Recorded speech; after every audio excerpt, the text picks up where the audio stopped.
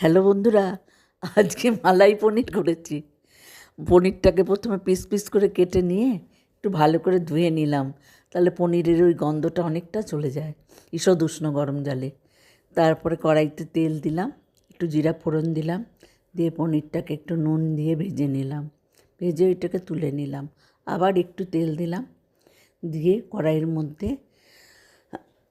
Tomato বাটা, আদা বাটা, নারকেল বাটা, কাজু বাদাম বাটা দিয়ে কাঁচা লঙ্কা বাটা না কড়াইতে দিয়ে নাড়াচাড়া করে মশলাটাকে ভাজা ভাজা করে নিলাম। যে ভাজা হয়ে গেল, তেল ছাড়লো, পনিরটাকে দিলাম। পনিরটাকে দিয়ে আবার একটু নেড়ে নিলাম, নিয়ে যেই মাখো মাখো হয়ে এসছে তখন একটু জল দিয়ে দিলাম।